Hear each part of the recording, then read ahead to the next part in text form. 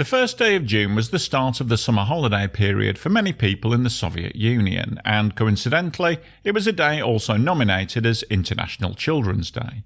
Schools were closed and a whole host of activities for children and youth groups were held all across the USSR. In Soviet Georgia it was no different, and for the children of the Georgian capital Tbilisi, the highlight of the day was a trip on the cable car up to Mt Mtatsminda Peak, the sprawling mountaintop amusement park built on the ridge overlooking the city. It should have been a day to remember, as indeed it was, but it ended up being remembered for all the wrong reasons. If you look at a map of Tbilisi, it's easy to understand why somebody might decide to build a cable car right in the middle of the city centre. The city itself is by the river, surrounded by hills on one side, with the bulk of Mt Mtatsminda sitting pretty much right on the edge of the city. With summer temperatures in Tbilisi regularly reaching 34 degrees and sometimes pushing as high as 40 degrees, the idea of a forested hill station right on your doorstep is a no-brainer. After a day of sweltering in the city, what could be better than a cool evening walk in some shady lush greenery with maybe a cold beer or an ice cream looking out over the city lights from high above? It wasn't a new idea. The first transit system up the mountain was a funicular which had been built in 1905 by a Belgian consortium. This decorative Belle Epoque transit system served as a way for the genteel folk of Tbilisi to get up the mountain without embarking on a strenuous 1-hour climb. There wasn't very much at the top to begin with apart from St David's Church, but the funicular had been built with the idea that the upper plateau of Mt Mtatsminda would eventually become a fashionable upper suburb of Tbilisi. That never happened. The old Tsarist regime was swept away in the Russian Revolution of 1917, and it wasn't until the 1930s that Soviet construction began with the building of a workers' recreation park, including restaurants and landscape gardens. The cable car was added in 1959, which was more of a mass transit functional system than the old funicular, and the massive TV tower was built in 1972. By 1990 there was also a Ferris wheel and roller coasters, bars and play areas, and the cable car was in constant use, hauling passengers up and down from the mountaintop to the city centre below. The cable car that served the peak ran from the lower station behind the Soviet Academy of Sciences building at the upper end of Rukhadze Avenue up to the summit area close to the amusement park. It was 863 metres long and ascended steeply out of the city terminal. It was a two-cable system. The weight of the car was taken up by this thicker cable, and this cable here was the haul cable, the one which pulled the cable car up the incline. There were just two cars on the line, one went up as the other went down, and this was reversed for the return trip. By the mid-1980s, as the Soviet Union was entering its final decade, the Rukhadze aerial tramway was almost 30 years old and was, in the eyes of some officials, looking a little dated. The original cars, these oval-shaped red and yellow ones which wouldn't look out of place in a Fallout game, were built locally by TAM right there in Tbilisi, and they had a capacity for 25 passengers.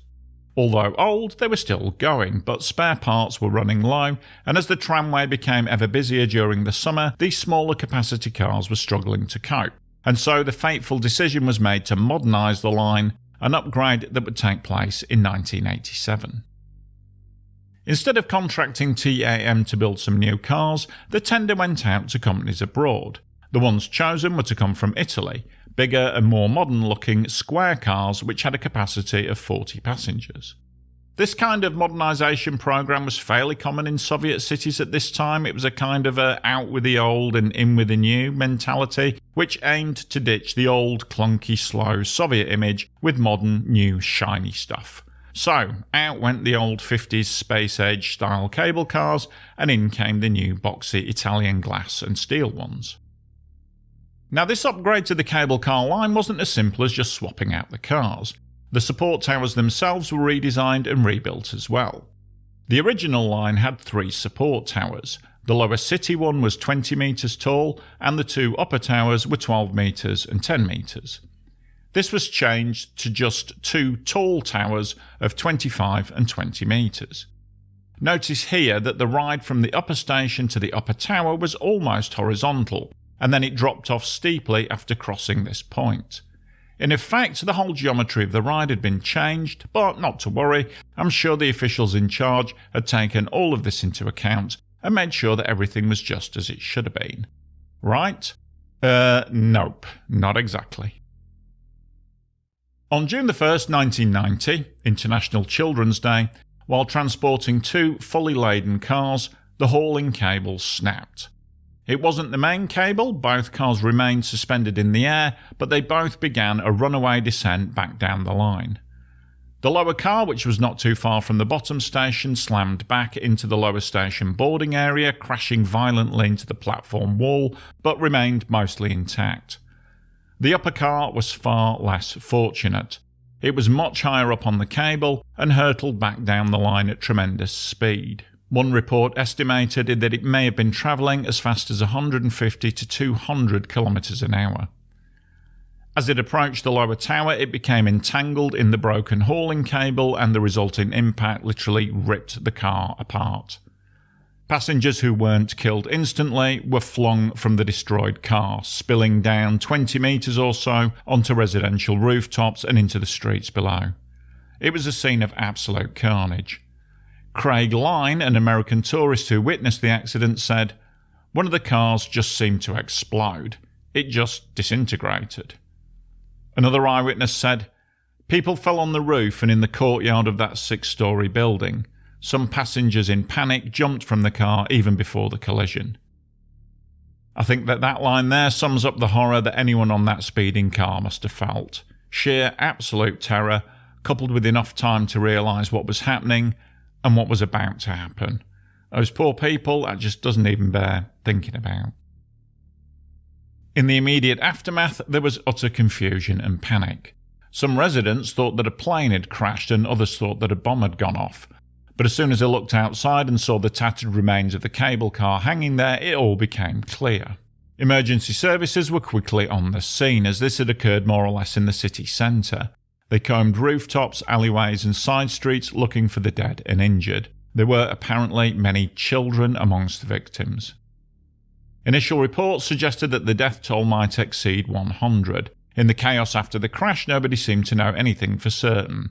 Later investigations revised the official figure down to 20 dead, but with dozens more injured, some of them with life-changing injuries. Having read the news reports, read the eyewitness accounts and having seen these photographs, I'm absolutely amazed that anybody at all managed to survive from that cable car. News reporting of the event was much more open and candid than the old Soviet era of hush-hush reporting, and a full investigation was held to determine what had gone wrong.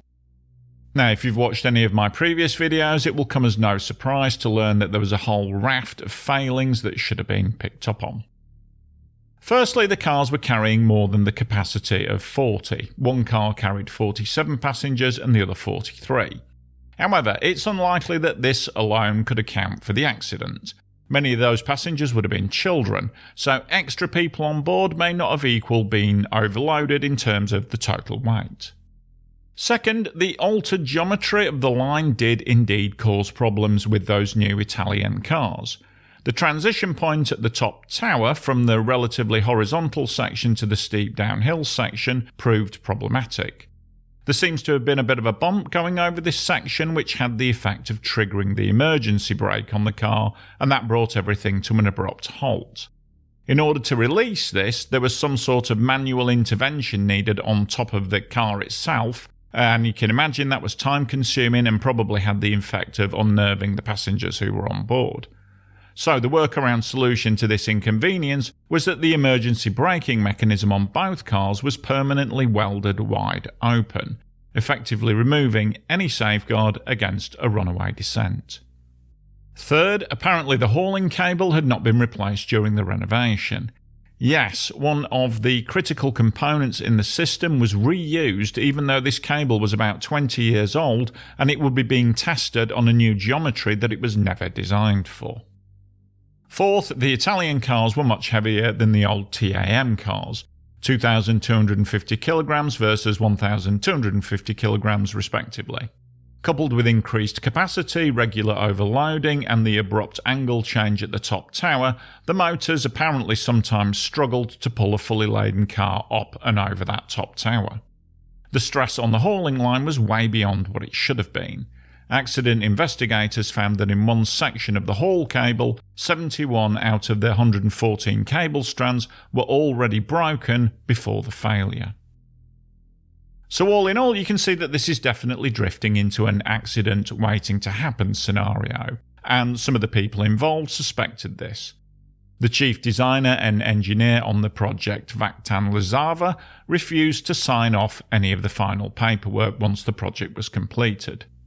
Apparently, the heavier Italian cars were a last-minute executive change of plan, as they looked more modern and Western than the new TAM cars would have looked. So an aerial tramway designed for one set of cars ended up being used with another heavier kind. Add onto the top of that regular overloading, old cables being reused, emergency brakes being welded wide open, and you've got all the ingredients needed for a disaster. And that's exactly what you ended up with. And despite all the smoking gun evidence, nobody was ever charged with any count of criminal neglect. For decades afterwards, the abandoned infrastructure of the Vustaveli cable car line was a feature of the city. The towers were left rusting on the mountainside, and the stations themselves were abandoned to graffiti artists and Mother Nature. The old towers were demolished in 2014, as was the decaying upper station. The lower station, the one located behind the Science Building, was thankfully not demolished, as it was a Soviet-listed building with historic importance. And after years and years of planning disputes and broken promises, in 2024 Tbilisi finally got its mountain tramway back again. Modern, sleek and carrying just 12 passengers per car, the 4-minute journey to the top of Mt Mtatsminda is now firmly back on the itinerary of residents and tourists alike.